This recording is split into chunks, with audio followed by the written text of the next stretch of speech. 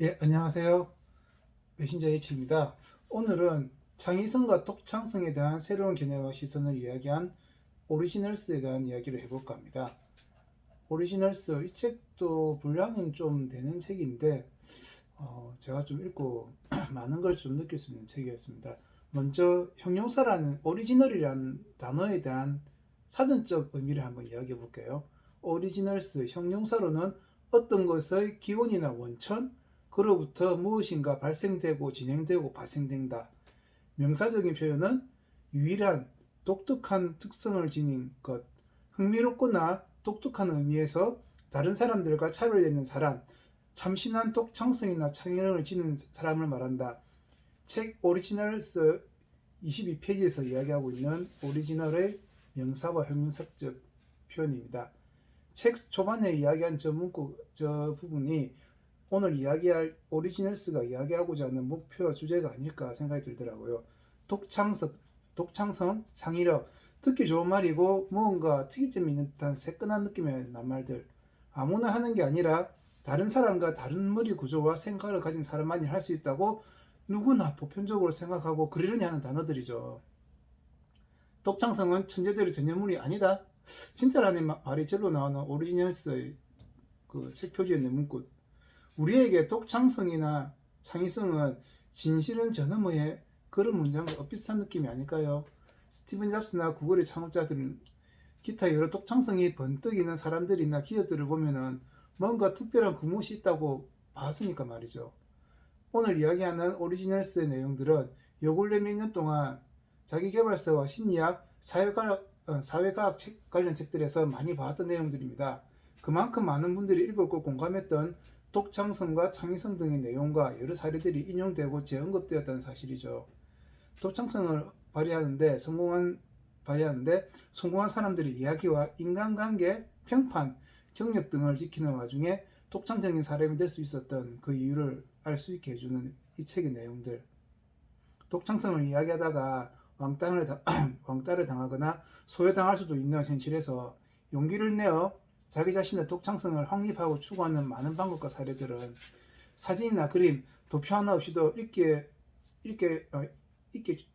읽을 수, 편하게 읽게 해준 저자 능력이 아닐까 싶더라고요. 독창성과 창의성에 대한 오리지널스의 시선은 기존 체제에 대해 의문을 이야기하고 위험 포트폴리오를 안정적으로 운영하면서 독창성을 만들어간다는 기본 인식을 깔고 있더라고요. 뿌리부터 모든 걸 뒤엎고 반격하고 반발하는 그런 방법이 아닌 점진적인 방법으로 독창성을 가로막는 장애물을 뛰어넘고 넘어가고 위험을 관리하는 게 독창성을 좀 더 잘 지키고 완성해 나갈 수 있다는 저자의 주장과 사례들을 보면서 어떻게 보면 생각과 행동의 혁명일 수 있는 독창성을 급격함이라는 표현이 아닌 안정적인 스탠드를 취하면서 하나하나 쌓아가는 그 사례들과 이야기들에서 제가 가졌던 생각들하고 비슷하게 생각들에 뭔가를 느끼게 해주더라고요. 기존의 것에서 무엇을 바꾼다는 건 과격하게 하기보다는 위험을 관리하면서 독창적인 아이디어를 만들어내고 식별하고 밝히는 그런 방법들 말이죠.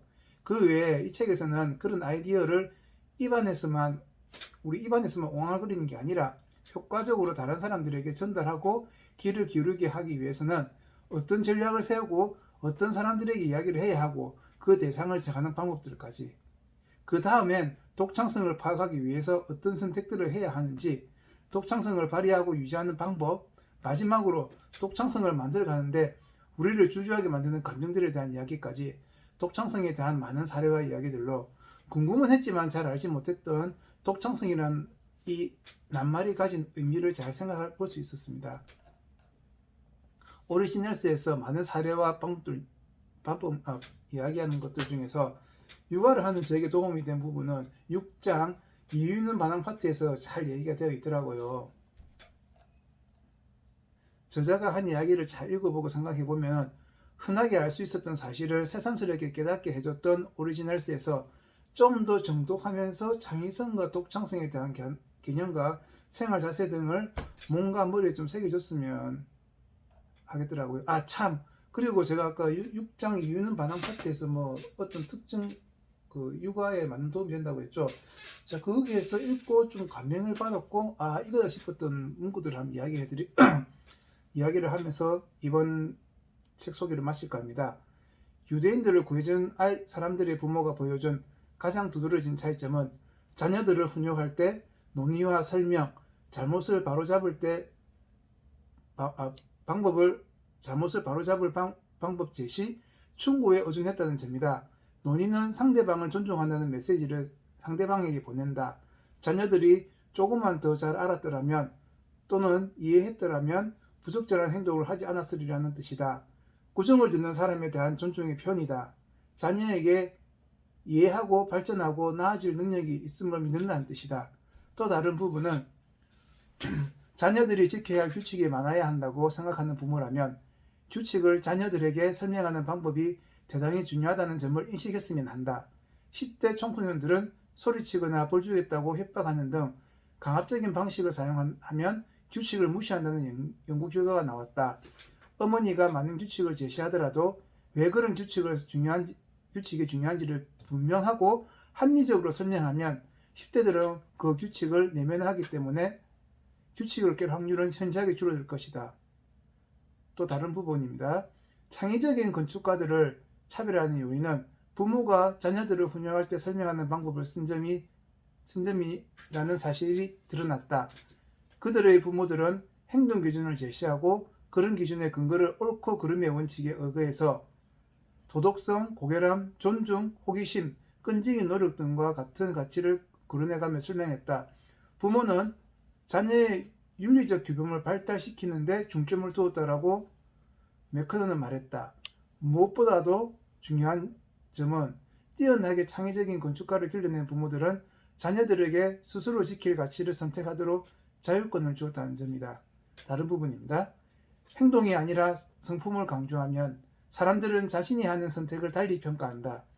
결과의 논리를 적용해서 이 행동이 내가 원하는 결과를 낳을지 묻는 대신 적절성의 논리를 적용하게 된다. 자신이 그런 행동을 하는 이유는 그게 옳기 때문이라고 판단한다. 이상 제가 책에서 읽으면서 일부분은 좀 와닿았다. 좀 생각을 해봐야겠다 하는 부분들에 대해서 이야기를 해봤습니다. 이상 메신저 H의 오리지널스 이야기였습니다.